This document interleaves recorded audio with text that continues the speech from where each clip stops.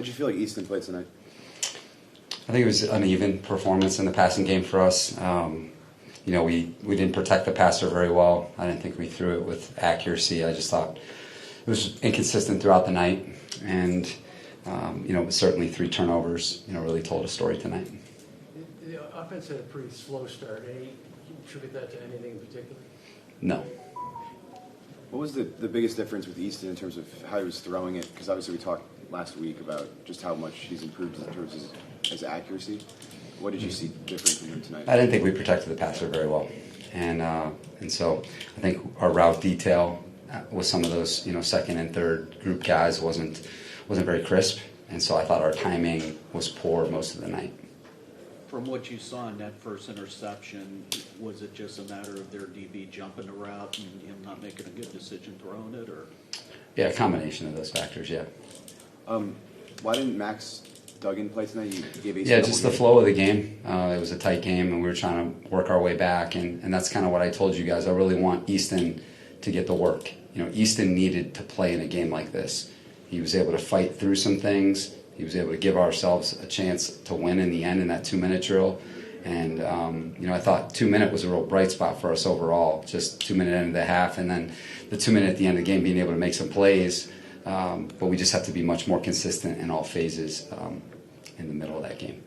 It looked like Deion Henley had a pretty active game. What did you think about the way he played? Yeah, I liked the way Deion played. I thought he was aggressive. I think you see what an outstanding tackler he is. He can really feel the run game. He's physical, outstanding in the blitz game. So he just needs to keep improving because he'll learn a lot from it. He had the green dot a lot of the night tonight. So I thought he communicated well. And then he hung in there in the second half when Blake kind of went out. He stayed there the whole way with Mikkel, and those guys held the rope for us. Had you planned to do the kicking game that way, or? Yeah, that was the plan. Give both those guys some opportunity. Being in this building tonight, it kind of seems like it's another world from what the mayhem that's going on with the weather and all that type of stuff. What has this day been like from you, just from the beginning, getting here to the stadium and all that type of stuff, dealing with the tropical storm, Hillary, and all that type of stuff? I would not have known that there was a tropical storm, guys. This was a normal day for us, from start to finish. Did you know there was a hurricane? Did you know? I know that Hurricane Hillary. No, did you know there was an earthquake 90 minutes before? I was told that. I did not feel it. No. How did you feel like JT plays in it? I thought that just the defense in general, I thought was really solid most of the night. I think there was those 3 big plays. That was kind of the story. But otherwise, I really liked the way the group competed. Thought they gave us a chance. I thought our run defense, our third down defense, our red zone defense was really good. I did not like the 2-minute end of half. Really it was one play. And I didn't think we capitalized in the first half. I mean, there were at least 5 opportunities for interceptions that I felt like our guys need to come down with. My father would say, if you come down with a third of them, I think we would have been in a lot better shape. But we didn't capitalize on their mistakes, and they capitalized on ours tonight. Coach Rico Cabrera, East LA Sports Team. 2 games in, can you give us a little bit of your assessment of the special teams play and how they're coming together? Yeah, well, our punt team was a real bright spot for us because we punted a lot tonight, but our punt team was a real bright spot. JK's hang time was excellent. Our coverage was excellent. Made a lot of big plays. Our protection was solid, and so I think that whole operation's improving. Our gunner play, like I've been telling you, I think we're a lot deeper team, and I like the way that group competed tonight. With Thule, when you guys drafted him, you commended his ability to stop the run. We've seen him make a lot of splash plays in terms of getting penetration. What makes him good at that specific thing, and how excited are you about sort of how he's coming along as a run defender? Yeah, Daniel, he's really instinctive. Number one, he kind of knows where the plays are going before they happen, and then he's really physical. This guy's going to come off and he's going to dominate a tight end one-on-one. He's proven that that's a mismatch, which is a good thing for an edge player. That's what we're looking for. And then, he's outstanding in the movement game.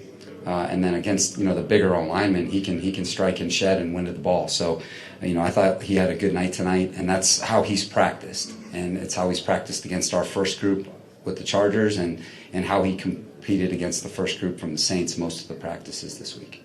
I think Q had 3 catches on 3 targets. Was it good to see him kind of bounce back? Yeah, it was a good day for Q. And then Darius had that muff punt. I don't know if we've seen him do that much in training camp. Was that just Just got to trust his fundamentals, Jeff. I think a learning experience for him on a kick that's kind of sidewinding, over there is just really making sure we track it. And then, really we talk, I think his punt fundamentals is where I think he has the most room to grow. And that was an instance of it. But I liked his ball security. When he was returning the football tonight, I liked his ball security. Eamon didn't suit up tonight. Was that injury related for him? Yeah, just the second practice. We just were kind of precautionary with him. Hope to get him back next week. You say it was an uneven game, but is this one of those good preseason tape because of teaching moments? Yeah, Joe, I think so because, like at halftime, we had done all the things that you don't want to do in terms of winning and losing, and yet we were right there. And then I think at the end of the game, that was still true. I thought we played with more energy in the second half. I thought we competed better in the second half. But, like I told the guys, you gave yourselves an opportunity in 2 minutes, and that's how the NFL is. It was 19-0. There was a bunch, we were able to overcome the turnovers, some of the fourth downs, that we didn't get, which are kind of like turnovers, and I thought we were able to hang in there and give ourselves a chance. And so it's going to be good for our guys to see, how you can stay alive in a game like that and give yourself a chance. But then it's going to be great for our guys to know why we lost the game, because we lost, the major items that you can't lose in this league. How is Scott Matlock coming along? Had a play tonight on a screen pass. Yeah, that screen play was, you want to talk about a big-time play. But he's been solid, Daniel. He's proven himself against the ones, and he's improving, and he's the right guy to be coaching. Is that the most exciting part of his game? Is just that the athleticism that he has to make plays like that? And I think about these young guys that we drafted, the 3 defenders that we drafted. I think the most exciting thing is how instinctive they are, and how physical they are. They're instinctive and they're physical, and they've proven that they can hold up against our best group and their best group on that team that we just played.